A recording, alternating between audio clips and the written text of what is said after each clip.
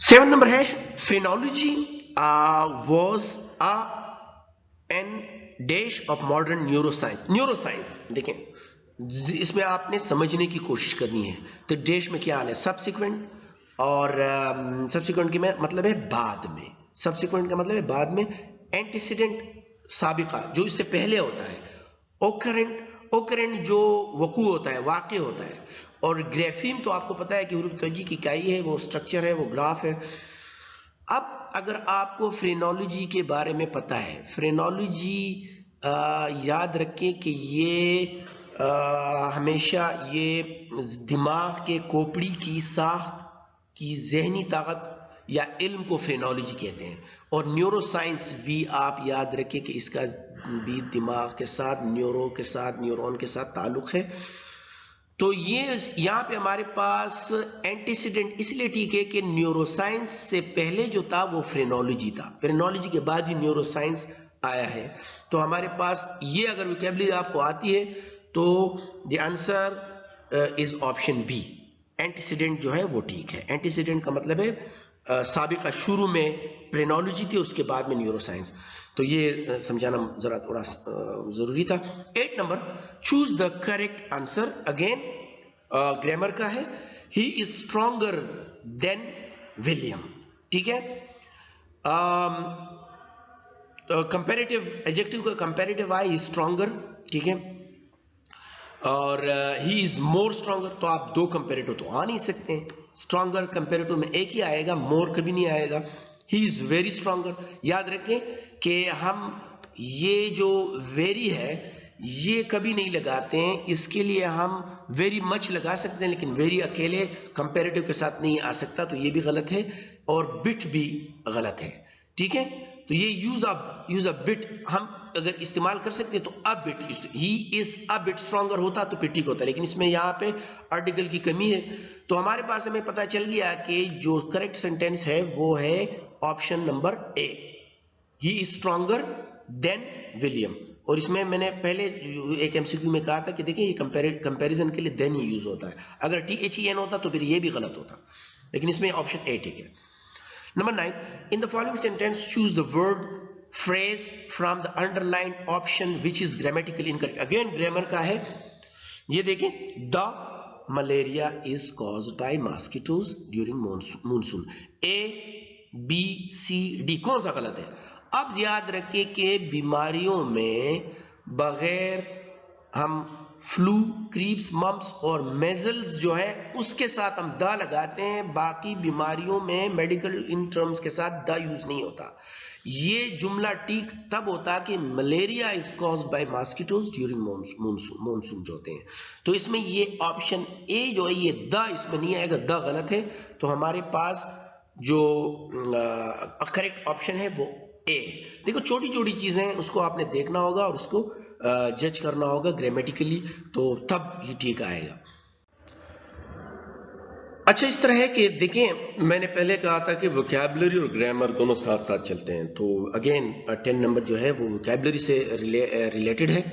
The dash provided rich material for a definitive biology. अब देखिए, अगर आपको वोकैबुलरी आती है तो ये इसमें कोई मसला नहीं है। गॉब्स का मतलब है मैनी, तो मैनी प्रोवाइडेड कभी नहीं आएगा अंग्रेजी में आके। स्लूक्स का मतलब है लार्ज क्वांटिटी, तो स्लू प्रोवाइडेड ये भी गलत, इसका फहम ही नहीं बनता। मकहीब्स को तो मतलब कहते हैं कि डर्टी करना। ठीक है। और आर्काइव्स का मतलब है कि रिकॉर्ड्स, कलेक्शन, पुराना जो कलेक्शन होता है हमारे पास। तो देखिए, the archives provided rich material for a definitive biology. Definitive biology के लिए जो आर्काइव है, जो पुराना रिकॉर्ड है, वो बहुत कुछ प्रोवाइड करता है। तो इसमें हमें अगर वोकैबुलरी आती है तो बहुत सिंपली हम इसको समझ सकते हैं कि इसमें ऑप्शन डी ठीक है। ठीक है। 11, चूज द करेक्ट आंसर। यहाँ पे थोड़ा सा लॉजिकल एक क्वेश्चन है और थोड़ा ग्रामर के भी रिलेटेड है कि the reason is that I believe in it. अब रीजन आया, सब में रीजन है। अब देखें, अब रीजन का मतलब है कि कॉज, और अगर हम द रीजन के साथ बिकॉज लगा दें, वजह लगा दें, तो रीजन तो खुद वजह होती है, तो ये तो फिर ऑटोमेटिकली ये रॉन्ग हो गया। और इसी तरह फिर अगेन इसमें बिकॉज है, ये भी ऑटोमेटिकली रॉन्ग हो गया, और the reason is because I believe in it, तो फिर इसमें अगेन इस जुमले में बिकॉज आया है, तो हमें पता चल गया कि तीनों में बिकॉज आया और रीजन का मतलब बिकॉज ये कॉज है, तो हमारे पास जो करेक्ट ऑप्शन है वो ए है, ठीक है। नंबर 12 में अब अगेन वोकैबुलरी से रिलेशन है, the word that is closest in meaning to dash is bouquet. Bouquet अगर आपको आता है कि बुके का क्या मतलब है तो आप बहुत ही आसानी से समझेंगे। बुके का मतलब है, ये इटालियन वर्ड है, इंग्लिश में आया है। बुके का मतलब है गुलदस्ता, फूलों का गुलदस्ता या हार। अब अगर आपको इन तीनों में से एक की मीनिंग भी आती हो, मतलब जो जिसका फूलों से ताल्लुक हो, तो फिर आपके लिए कोई मसला नहीं है। अब देखिए, इंडेक्ट का मतलब है एक्यूज करना, किसी को मुजरिम करार देना। ओपन सिस्टम या सिस में जो है, ये आपने सुना होगा अली बाबा 40 चोर में कुलजा सिमसिम, तो कुलजा सिमसिम जो है ये तो द वर्ड बुके के करीब नहीं है।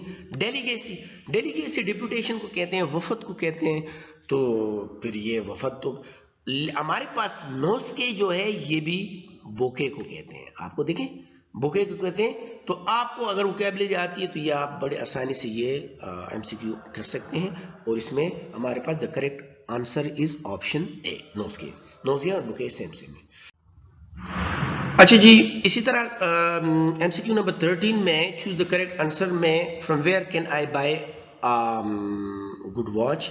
तो याद रखिए कि फ्रॉम वेयर जो है ये हमेशा पॉइंट ऑफ ओरिजिन के लिए आता है। ये वेयर और फ्रॉम वेयर में फर्क होता है। यहाँ पे ये बंदा पूछ रहा है कि कहाँ से वो मैं एक अच्छी घड़ी खरीद सकता हूँ, तो ये फ्रॉम वेयर जो है ये पॉइंट ऑफ ओरिजिन है। फ्रॉम वेयर ठीक नहीं लगता यहाँ पे। From where I can buy, यहाँ पे फ्रॉम वेयर भी गलत है और आई कैन भी, क्योंकि कैन को हमेशा ये सवालिया है तो कैन हमेशा पहले आएगा, जिस तरह यहाँ पे ठीक है, लेकिन फ्रॉम गलत है। Where can I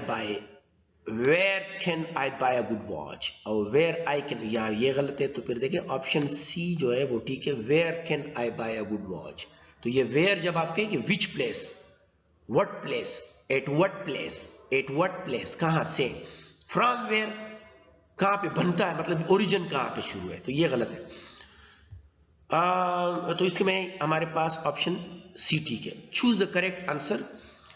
she says she is afraid of nobody. अब देखें, नॉट एनीबडी, नॉट की पोजीशन गलत है, ये हमेशा हेल्पिंग वर्ब के बाद नॉट आता है, इसकी पोजीशन गलत है। She says she is afraid of nobody. She says she is not afraid, double negative है, not और nothing दोनों, ये तो आ ही नहीं सकता। She says she is not afraid of nobody again। तो हमारे पास ऑप्शन बी जो है वो she says she is afraid of nobody, हमारे पास ऑप्शन बी जो है वो ठीक है, क्योंकि ये बिल्कुल जुमला यहाँ पे ठीक आता है क्यों, और बाकी में जो गलतियां हैं वो मैंने आपको बता दी। Number 15, the word closest in meaning to enchanted is gloomy. अब देखिए, इंचेंटेड का मतलब अगर आपको आता है, वोकैबुलरी का एमसीक्यू है, तो वेरी सिंपली आप इसको हल कर सकते हो। क्लोजेस्ट मीन्स के जो बिल्कुल करीब करीब मीनिंग है, मतलब सिनोनिम है। और बाकी जुमलों के जो इंचेंटेड का मतलब है कि अट्रैक्ट होना, ठीक है, चार्म होना। तो ग्लूमी का मतलब तो है, ग्लूमी का मतलब होता है गमज़दा, डार्क, और डिसगस्टेड का मतलब होता है नफरत या सिकंड, और बिविच्ड का मतलब होता है इंचेंटेड या चार्म्ड, और मर्थलेस का मतलब होता है चेयरलेस, ठीक है। तो अगर आपको वोकैबुलरी आती है तो बिविच्ड इसमें इंचेंटेड के बिल्कुल करीब है और दोनों की सेम मीनिंग है, तो इसमें हमारे पास आंसर है सी नंबर, ठीक है। अब आते हैं 16 number, complete the sentence using the grammatically correct word of phrase. Again grammar है। अब यहां पे हमें पता चल गया कि हैज आया है, he has dash his work, he has did हमेशा प्रेजेंट परफेक्ट टेंस है, तो हैज के साथ तो कभी सेकंड फॉर्म या पास्ट फॉर्म नहीं आता, डू फर्स्ट फॉर्म भी नहीं आता, डन हमेशा पास्ट पार्टिसिपल या third form of the verb इसमें यूज होगा और डज भी गलत है। तो देखो अगर आपको टेंसेस आते हैं तो ये कोई जुमला ही नहीं है कि इसमें कोई मुश्किल है। He has done his work, ठीक है, तो ऑप्शन सी ठीक है। Complete the sentence using the grammatically correct word और फ्रेज।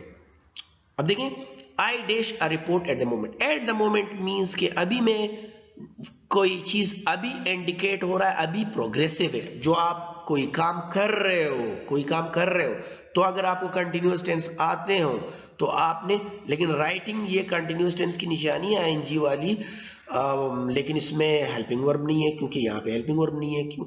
हेल्पिंग वर्ब इसमें लाजमी जरूरी है। राइट्स प्रेजेंट इंडेफिनिट टेंस है। इज राइटिंग, आई के साथ तो इज नहीं लगता, तो आई के साथ तो एम लगता है, आई एम राइटिंग। तो आपका ऑप्शन डी ठीक है। ये पर ग्रामर में टेंसेस की चीज है। Number 18, complete the sentence using the grammatically correct. Again grammar है। देखिए, Anita has been planning her wedding 2 years। ये प्रेजेंट परफेक्ट कंटिन्यूअस टेंस है, और आपको पता है कि प्रेजेंट परफेक्ट कंटिन्यूअस टेंस में या तो सिंस यूज होता है या फॉर यूज होता है। अब यहाँ पे 2 years आपने देखने हैं कि अगर ये एग्जैक्ट टाइमिंग है, अगर ये पॉइंट ऑफ टाइम है तो फिर सिंस लगेगा। अगर ये पीरियड ऑफ टाइम है, एग्जैक्ट टाइम नहीं है, तो फिर ये फॉर लगेगा। अब मुझे यहाँ पे बिल्कुल पता चल रहा है कि ये पीरियड ऑफ टाइम है, इसमें कोई साल बताया नहीं है, एग्जैक्ट नहीं बताया, तो इसमें हमारे पास फॉर यूज होगा, और सेक्शन ऑप्शन सी जो इसमें करेक्ट है। हमारे पास 19 नंबर है, सेलेक्ट द वर्ड और phrase which is closest in the meaning. अब अगेन वोकैबुलरी से आ गया, ठीक है, अंडरलाइन में। रिमशा है वॉज एन इम्पार्शियल जज एट द ब्यूटी कॉन्टेस्ट।